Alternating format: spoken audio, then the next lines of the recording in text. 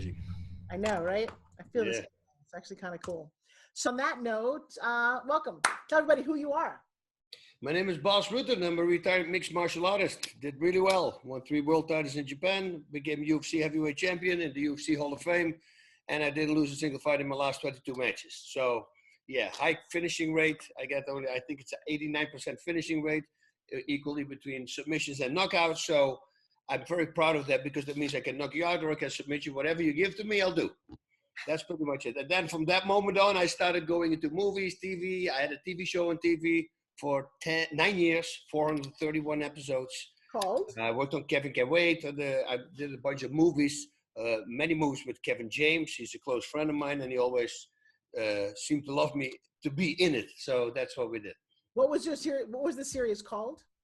Kevin Can Wait. I was in King of Queens a bunch of times, but Kevin Can Wait, I did like 23 episodes. But unfortunately, just before I became a series regular, they canceled the show for the 3rd season. So I came on the 2nd season, but that was one of the best jobs I ever had, I think. A sitcom, comedy is something I really enjoy. And you're also an inventor. Yes, I am. Can I tell us? I was a severe asthma patient, and I was also a track and field guy. I actually wanted to become, believe it or not, the next Bruce Jenner, because he was the decathlon gold medalist in 76, and I wanted to do decathlon as well. And but of course, my asthma, I was born with severe asthma and an eczema, a very bad skin disease that I had in my face and my hands. Of course, the 1500 meters was always a hard thing for me to do. But what I realized is every 5 weeks, I would have an asthma attack, like 8 days in bed, not able to eat because I couldn't breathe. There was like no way to pull air in. But then after the attack, I would always break my running times. And it would drive me nuts. I couldn't figure out what it was until I went into the doctor's office where I was breathing class. Every month I had to go to the doctor's office and one of the assistants would teach me how to breathe because a lot of people breathe raising the shoulders, which is completely wrong. You have to really use your core, your diaphragm. And I saw a poster of a pair of lungs on the wall in a frame. And as a kid, well, as an adult as well, you think that the infection is in your lungs, but it was not in your lungs. The airways to the lungs, that is where the infection is. And it showed a healthy airway and it showed an infected one. And that was it. I was 14. I go like, dude, I've been breathing in with resistance. I've been unknowingly making my lungs stronger. I thought my lungs were doing work at the time. I didn't realize it was different muscles that breathe for you. Right. So maybe, if I come up with an idea that I can control the air intake with and I can breathe with resistance in, I can make it stronger and then I get better. And many years later, every time, at a party, somebody would ask about an invention, somebody would talk about an invention, and then I would tell my invention. And everybody said, dude, you got to make that thing. And then eventually it led to one of the famous fighters, Vanderlei Silva, he was on a TV show called The Ultimate Fighter, in where 2 coaches have a team and the whole team fights. And then at the end, the 2 coaches fight each other. And he was training his students with snorkel devices. So my telephone went crazy and my text messages, I got a lot of them. They said, man, you got to make that thing. We called it the Ruttenizer at the time. Because my name is Rutten, the Ruttenizer, it was a cool name. And I started making it. And you have to believe that for my entire career, every fight, I needed my inhaler in the dressing room. Always needed an inhaler. Wow. And I trained 3 weeks with the prototype and my asthma was gone. And I sent it to my friend in Holland who has asthma as well. He's selling them right now in Europe because in 8 days, he called me, he says, my asthma is gone. I go, dude, we're onto something. Wow. And then I started coming in contact, like 4 years ago, I had contact with a trainer from 4 Olympic gold medalists who were he did a bad review about my competition. And my manager called me and he said, hey, did you read the review? I said, no, I didn't. What are you talking about? Yeah, well, they tested this product. And I said, oh, it sucks, right? He said, how do you know? I said, because they control the air in and out, which is not a good thing to do, not simultaneously. You have to only control the air in. Right. I said, do me a favor, find that guy. I sent it over. And he said, do you want to do that? Because what if he says something bad about it? I said, we're curing asthma right now. I think we're going to be just fine. And he called the guy. And the guy says, oh, I'm representing Bas Rutten. Bas Rutten? Oh, to trainer. We already used that. So now I had suddenly 4 Olympic gold medalists who are already using it.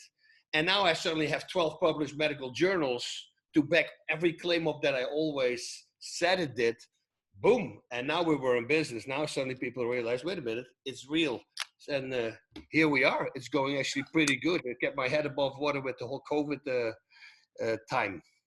Good, good. I love that. All right, so you've gone from being an amazing athlete, actor, inventor, entrepreneur. What's one habit you think is really important that sets you apart? Something You know, I talk a lot. I do a lot of public speaking also, and I always talk about habits because my whole life is about habits. And my most important habit is creating good habits. That's really it. And also what I do is that if something doesn't work, I will never do it like that again. I'm very fast with those kind of things. So I'm all about creating good habits in whatever I do. I mean, it can be the dumbest thing. It can be coming out of the door. I used to live in an apartment building. I come out of the door, before I put the key in the door, I lock it up. I already walk to the elevator to press the elevator so it can come up at the time while I close the door. Everything is about saving time and going faster. You know, little things like that. Once I do it in my head, I can never steer away from it anymore. So, but I do it with everything. With training, that actually made me a really good fighter because I just simply tell myself I'm going to do something and I'm going to do it because the person I don't want to fail in front of is myself. And I'm that guy that if I say, oh, I'm going to do 10 rounds on the bag today after a workout, if I can only do 8, I know that at night when I brush my teeth, I can't look at myself in the mirror. I literally can't. I just trained myself. I'm ashamed that I didn't do my 10 rounds instead of, that I did 8 rounds instead of 10.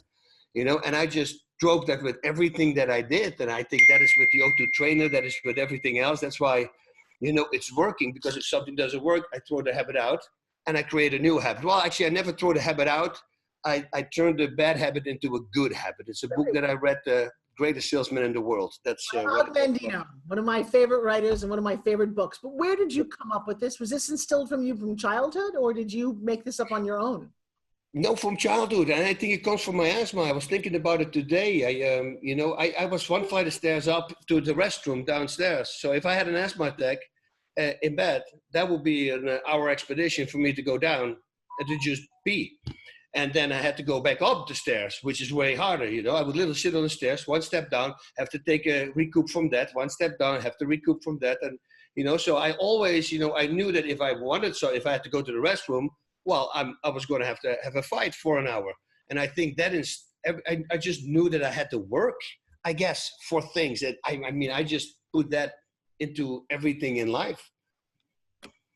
When you're a fighter, is that because you want to prove something, because you're a physical, because I don't get the fighting thing and you're very good at it. So what goes through your head? For me, it 100% it came from me being bullied. I was the leper in school, you know. I had to wear gloves. I would do this. My hands would burst. Pus would come out. It was disgusting. So kids, you know, they think you're contagious. You know, you don't have any friends. So I was always separated. I was always bullied. And then I saw a Bruce Lee movie, and I realized, wait a minute, that's a little guy. If I be like that, I could just beat the bullies up. And I started training, and I got in a fight with the biggest bully in school, knocked him out, one shot. And that was it. 95% of the bullying stopped. And now I went after everybody. I made a list. You know, I had 2 other friends who got bullied. We made a list with all the bullies on it. And we went after every single guy.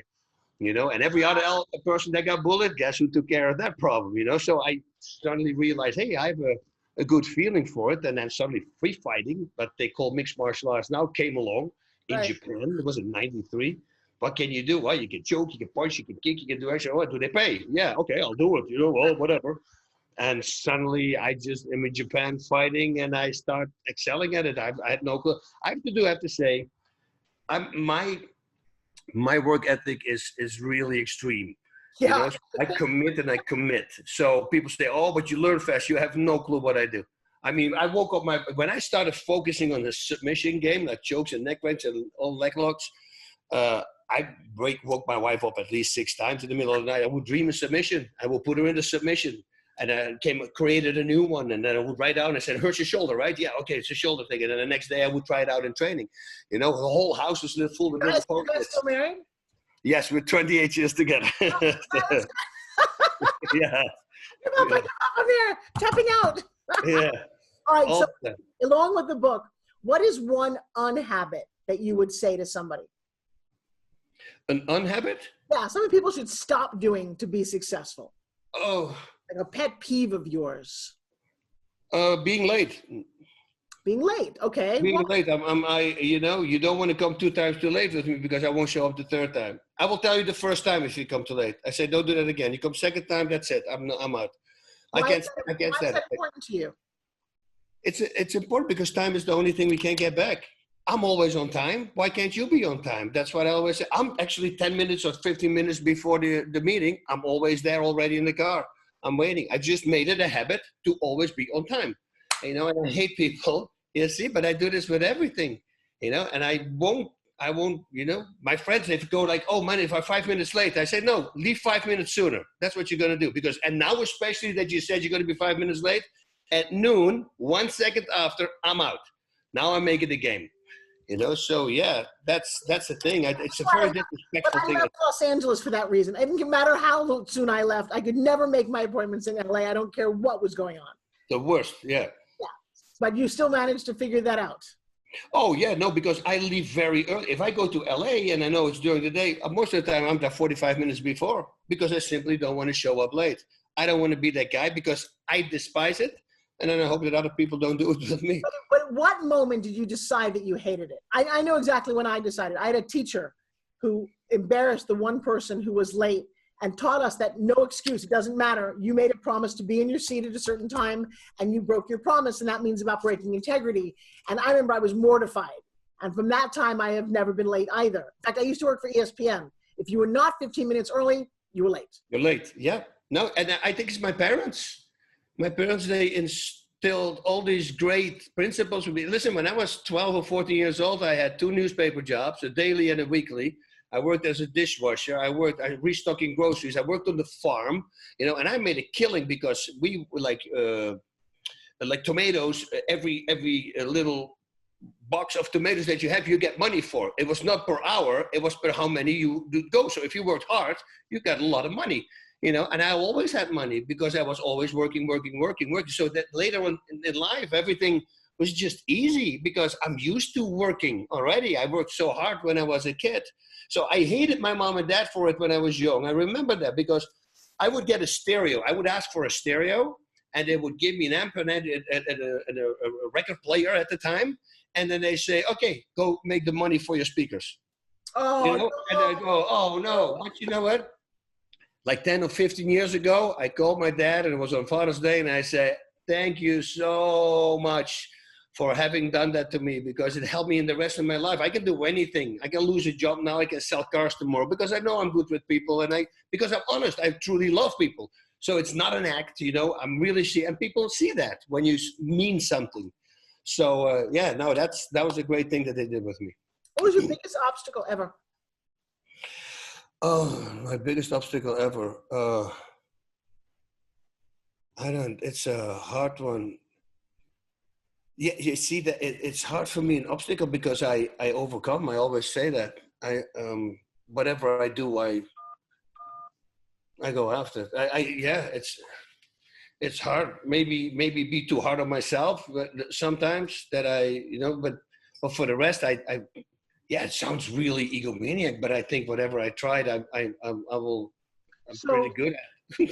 So my fiance is a 3-time world champion physique model. You should meet him. He's lovely. He has a very unique way of training.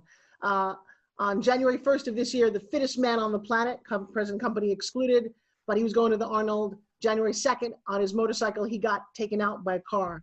Oof. And spent the last 6 months in a wheelchair. I would say that's his biggest obstacle right now. He's still walking with a cane and fighting to get back to where he was. That's an obstacle. Yeah. Okay. So, but that's with me, my asthma, and that's with my eczema, but I made it my power. You see what I mean? No, I love what you mean. Let me tell you something. I teach and coach this stuff. So this brings up an interesting question. Before I get to that, what's one quote? You know how on your picture, there's the book. We need a quote about a habit or something that you live by. You know, there's a few quotes that I always use for fun. If one is good, two is better, you know, but I say only for my wife. That's the exception. But whatever you don't like and it's part of your job, do that a lot. That's what I always say. Could you say that's a habit? Yeah, but you have to make it a habit, because a lot of people, what they do is this. For instance, like let's say use fighting. Whatever. No, it doesn't matter. Yeah, let's use fighting as an example. If I'm a really good puncher and kicker, then in the gym I always want to punch and kick because that's where I excel at. Right. You know, every person that had bad grades in school, it was for subjects that they didn't like. 100% guarantee. The ones that they like, they excel at. You know, so I always say, if you sometimes there is something in part of your job that you don't like. But I say, and most of the time it's don't like, that means you don't understand. But once you understand it and you force yourself on there and you start to understand it, then now it starts to become better and fun to do. And once it becomes fun, you do it a lot. And when you do it a lot, you become good. You know, and that's what happened with me with my submission game. I got beat by submissions. And my third loss by submission, that's a long time ago. I decided, okay, I don't like it, but I'm going to teach myself to love it. And then I started focusing on it.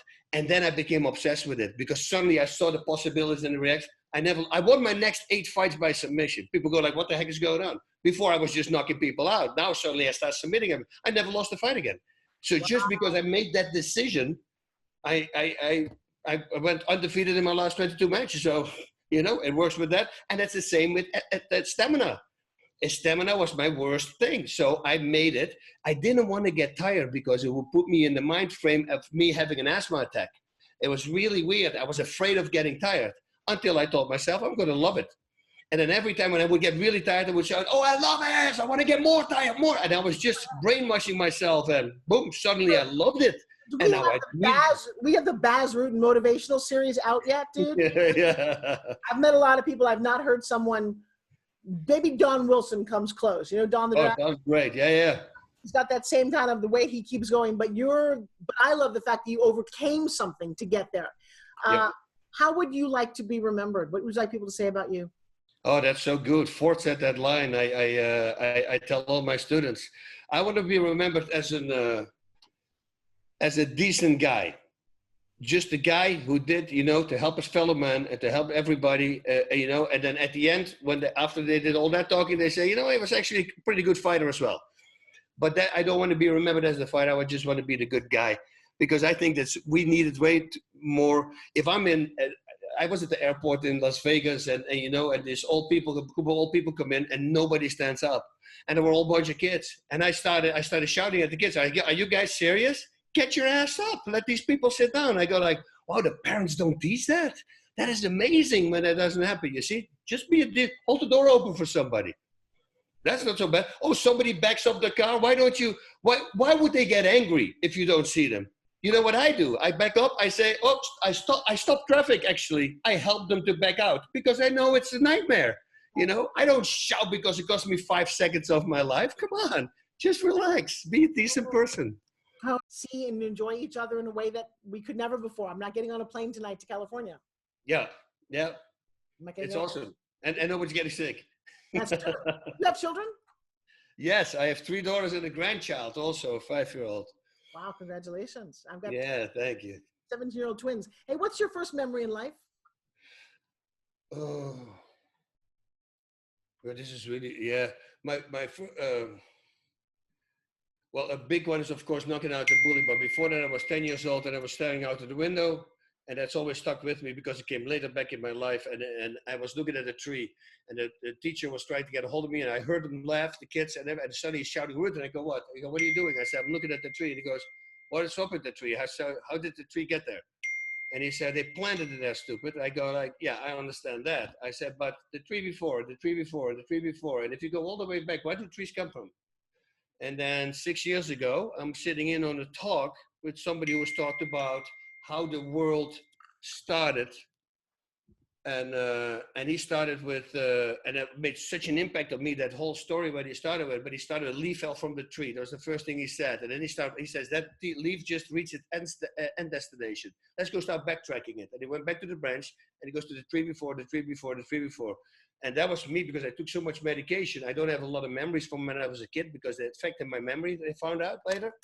But that was the most vivid thing there was. It was almost like God planted a seed in my head. This is going to come back 30 years, 40 years from now. And then suddenly when the guy started talking about it, it made such a profound that it got me full back into the faith. Well, a lot happened. Like I've been attacked by a spirit. I've been seeing curtains flying in my house up, nobody's in the home. I've seen some really crazy things. I was, I think, the victim of some crazy entity for quite a while. So once I realized that bad force is there, then automatically the good force has to be there as well. So when he started talking, it was like, okay, I'm back, I'm in. So that changed my life, yeah. Wow, this has been amazing. Hang on one quick second, because I would love Joshua to say hi to you.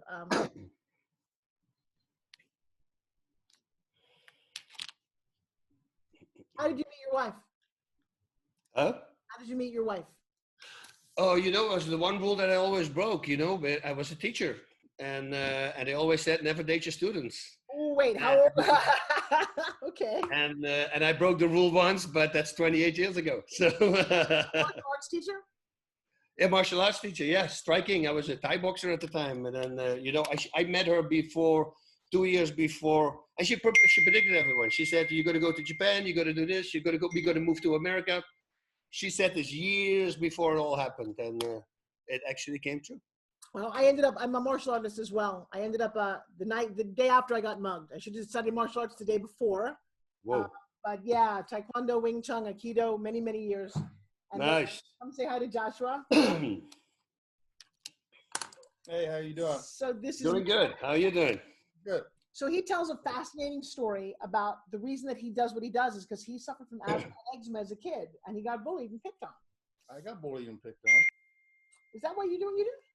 Because I have big ears and hairy arms, and I talk funny. Couldn't pronounce my R's. Your R's. So I wanted you guys to meet. Also, he doesn't know what this is. So remember I showed you, long before I realized I was going to talk to you, about his breathing product.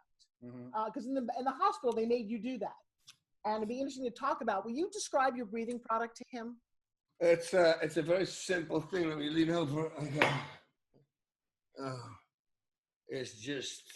It's a very simple thing. It's a flap on here. So it blow out, the air comes out. And if I breathe in, it closes, forces you to breathe into this side. And this comes in 15 different sizes.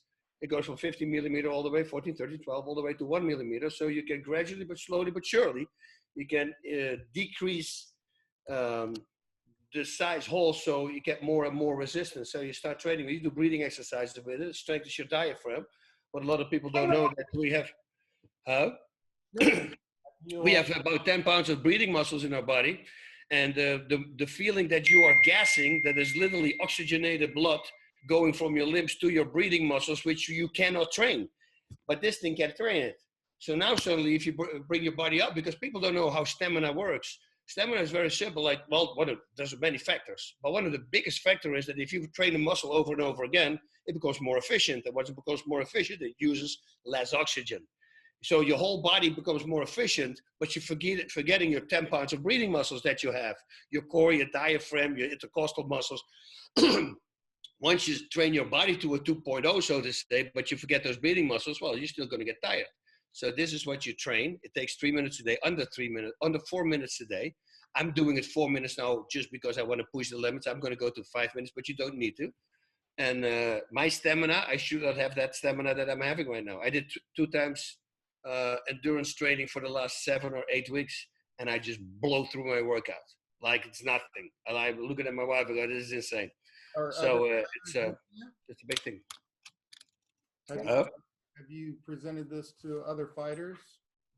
Yeah, of course. But you know, it's now they start coming because, like I just explained, I got in contact with the trainer from 4 Olympic gold medalists, and they all using it.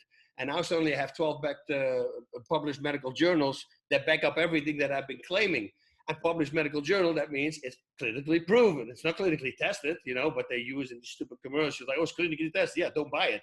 Because if it was clinically proven, it would have said that, you know. Testing doesn't mean anything. What was the result of the test? That's important. And the published medical journal is clinically proven. So that gave me a lot of power and validity, and now a lot of people are using it. Well, good for you. Happy for you. It's kind of cool. So he has not seen spin gym. So I'm going to show you something because you need to know this. So this is a product, as little as this looks, but watch what this does to every muscle on his body. Well, check this out. In your thumbs. Go, 10, 9. So now, all my fitness experts, bring it down a little bit lower, stand up really tall.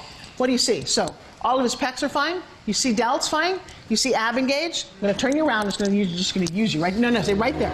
Just right there. Just pull intensely. All the striations in his shoulders. Look at his entire back. How deep is that? So it's interesting because not many products that are like this, also scientifically proven, do all of those muscles at the same time. I'll tell you, all the way through his entire body. So I will send you one of these, Joshua. Yeah, love to. What do you think of this? All kidding aside, because it's... If you take this seriously, it will kick your ass for sure. Okay. Listen, I'm all into that kind of stuff. So quick. You can put all your effort into it. And then with the snap, I'm changing muscles from bicep to tricep to front delt to rear delt to lats. That's good.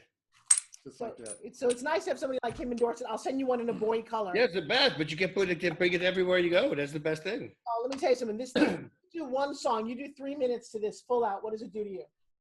If you worn out? And you but of course, if you combine that with your breathing apparatus, that's kind of 1-2 punch. Yeah, there we go. Bada bing, bada boom. All right, so I just have to ask you, do I have your approval to use this interview? Yes, you can. Yeah.